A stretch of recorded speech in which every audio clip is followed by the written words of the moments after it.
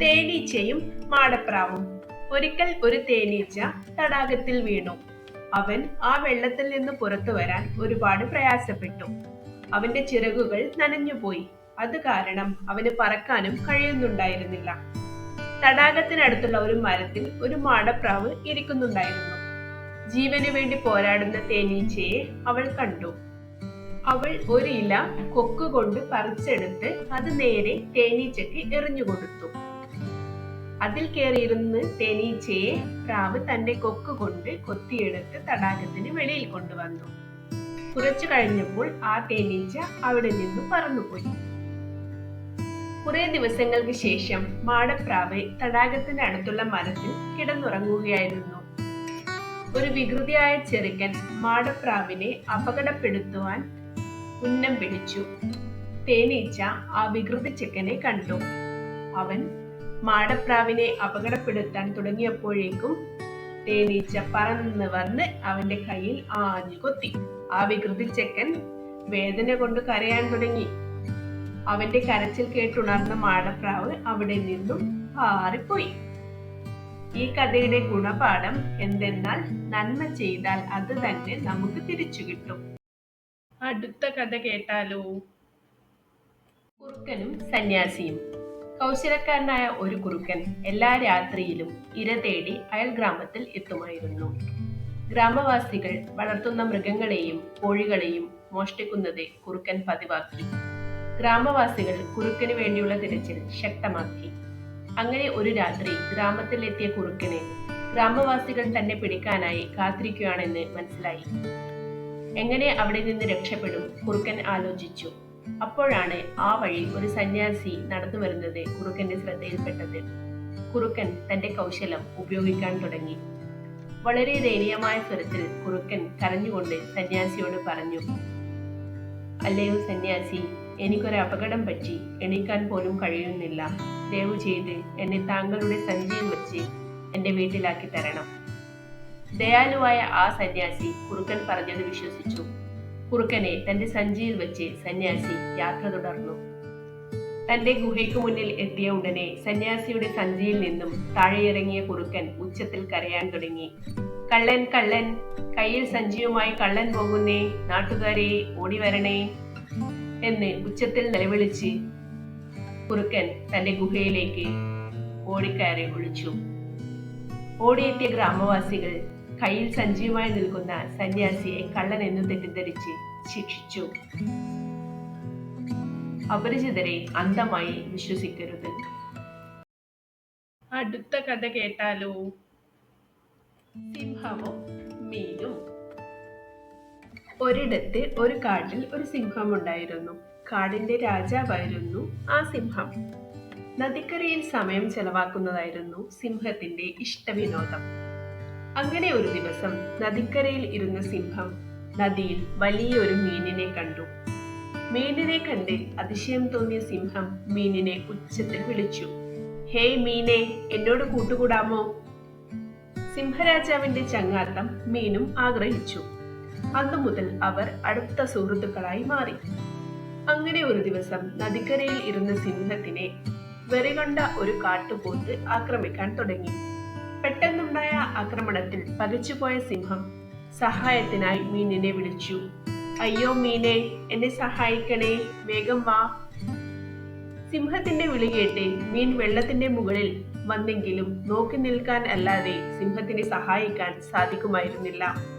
എങ്ങനെയൊക്കെയോ കാട്ടുപോത്തിനോട് മല്ലിട്ട് സിംഹം രക്ഷപ്പെട്ടെങ്കിലും തന്നെ അപകടത്തിൽ സഹായിക്കാതെ നോക്കി നിന്ന മീനിനോട് സിംഹം വല്ലാതെ ദേഷ്യപ്പെട്ടു.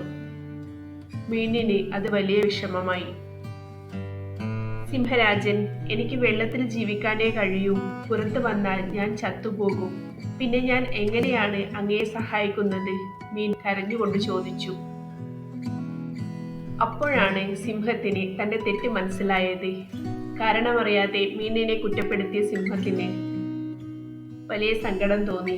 സിംഹം മീനിനോട് മാപ്പ് പറഞ്ഞു. യഥാർത്ഥ അവസ്ഥ മനസ്സിലാക്കാതെ ആരെയും കുറ്റപ്പെടുത്തരുത്. അടുത്ത കഥ കേട്ടാലോ? സിംഹവും ചുണ്ടലിയും. ഒരിക്കൽ ഒരു സിംഹം തന്റെ ഗുഹയിൽ കിടന്ന് ഉറങ്ങുകയായിരുന്നു. അപ്പോൾ അതുവഴി പോയ ഒരു ചുണ്ടലി ഗുഹയിലേക്ക് കയറി ഉറങ്ങിക്കിടന്ന സിംഹത്തിന്റെ അടുത്ത് ഓടിക്കളിക്കുവാൻ തുടങ്ങി. സിംഹം എന്തായാലും ഉറങ്ങുകയല്ലേ, അതുകൊണ്ട് ഞാൻ ഇവിടെ ഉണ്ടെന്ന് സിംഹം സംശയിക്കുകയുമില്ല എന്ന് ചുണ്ടലി മനസ്സിൽ വിചാരിച്ചു. ഓടിക്കളിക്കുന്നതിനിടയിൽ സിംഹത്തിന്റെ മൂക്കിനടുത്ത് അറിയാതെ എത്തിയപ്പോൾ സിംഹം ഉണർന്നു. ടപ്പേ! ഒറ്റയടിക്ക് സിംഹം ചുണ്ടലിയെ കൈക്കുള്ളിലാക്കി. തന്റെ ഉറക്കം നഷ്ടപ്പെടുത്തിയതിൽ വളരെ ദേഷ്യത്തിലായിരുന്നു സിംഹം. എന്നോട് ക്ഷമിക്കൂ, ചുണ്ടലി കരഞ്ഞു. എന്നെ വെറുതെ വിടൂ, എന്നെങ്കിലും ഒരിക്കൽ ഞാൻ താങ്കൾക്ക് സഹായം ചെയ്യാം. സിംഹം അത് കേട്ട് പൊട്ടിച്ചിരിച്ചു. എന്നിട്ട് ചോദിച്ചു, നീ വളരെ ചെറുതാണ്, നീ എനിക്ക് എന്ത് സഹായം ചെയ്യും? സിംഹത്തിന് ദയ തോന്നി ചുണ്ടലിയെ വെറുതെ വിട്ടു. അടുത്ത ദിവസം 2 വേട്ടക്കാർ കാട്ടിലേക്ക് വന്നു. അവർ സിംഹത്തിന്റെ കൂടിനു മുന്നിൽ ഒരു വലിയ കെണി ഒരുക്കി. സിംഹം അതറിഞ്ഞില്ല. രാത്രിയിൽ ഗുഹയിലേക്ക് വന്ന സിംഹം ആ കെണിയിൽ പെട്ടു. എത്ര ശ്രമിച്ചിട്ടും സിംഹത്തിന് വലയിൽ നിന്നും രക്ഷപ്പെടാൻ കഴിഞ്ഞില്ല. അവൻ അലറുകയും കരയുകയും ഒക്കെ ചെയ്തു. അപ്പോഴാണ് ചുണ്ടലി കരച്ചിൽ കേട്ടത്. അവൻ സിംഹത്തെ സഹായിക്കാൻ ഓടിയെത്തി. ചുണ്ടലി അവന്റെ പല്ലുകൾ ഉപയോഗിച്ച് കെണിയിലെ കയറുകളെല്ലാം കടിച്ചു മുറിച്ച് സിംഹത്തെ രക്ഷപ്പെടുത്തി. എന്നിട്ട് സിംഹത്തിനോട് പറഞ്ഞു, ഞാൻ നിങ്ങളെ സഹായിക്കുമെന്ന് പറഞ്ഞപ്പോൾ നിങ്ങൾ എന്നെ നോക്കി പൊട്ടിച്ചിരിച്ചില്ലേ? ഇപ്പോൾ നോക്കൂ, ഒരു എലിയായ എനിക്ക് ഒരു സിംഹത്തെ രക്ഷിക്കാൻ പറ്റിയില്ലേ? അപ്പോൾ സിംഹത്തിന് മനസ്സിലായി, അന്ന് ഞാൻ എലിയോട് കാണിച്ച ദയ വെറുതെ ആയില്ലെന്ന്. ആരെയും നിസ്സാരമായി കാണരുത്.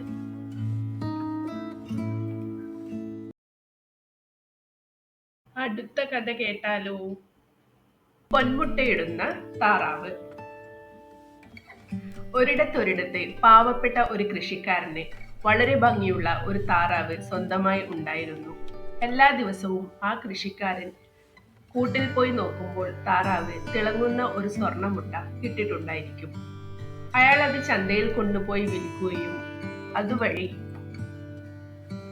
ധനികനാവുകയും ചെയ്തു. പക്ഷേ ഇത് അധിക നാൾ നീണ്ടു നിന്നില്ല. എല്ലാ ദിവസവും ഒരു മുട്ട മാത്രം ലഭിക്കുന്നത് ഓർത്ത് കർഷകൻ നിരാശനായി. പെട്ടെന്ന് ധനികനാവാൻ അയാൾ ആഗ്രഹിച്ചു. ഒരു ദിവസം പണമൊക്കെ എണ്ണി തിട്ടപ്പെടുത്തി വെച്ചതിന് ശേഷം അയാൾക്ക് ഒരു ആശയം ഉദിച്ചു. ഞാൻ ഈ താറാവിനെ കൊന്ന് അതിനുള്ളിലുള്ള എല്ലാ മുട്ടകളും പുറത്തെടുക്കും. അപ്പോൾ എനിക്ക് പെട്ടെന്ന് ധനികനാകാം. അത്യാഗ്രഹിയായ മനുഷ്യൻ ആ താറാവിനെ കൊന്നു. അതിന്റെ വയറ് തുറന്നു നോക്കി. പക്ഷേ അയാൾക്ക് ഒരു മുട്ട പോലും കിട്ടിയില്ല. ആ താറാവ് ചത്തുപോവുകയും ചെയ്തു. അത്യാഗ്രഹം ആപത്താണ്. കൂടുതൽ നേടാൻ ആഗ്രഹിച്ചാൽ ചിലപ്പോൾ നമുക്കുള്ളത് കൂടി നഷ്ടപ്പെടും. കൂട്ടുകാരെ, ഈ കഥ ഇഷ്ടപ്പെട്ടെങ്കിൽ ഈ കഥ ലൈക്ക് ചെയ്യുകയും ഈ കുഞ്ഞു ചാനൽ സബ്സ്ക്രൈബ് ചെയ്യുകയും ചെയ്യണേ. വീണ്ടും ഒരു നല്ല കഥയുമായി അടുത്ത വീഡിയോയിൽ കാണാം. ടാറ്റാ.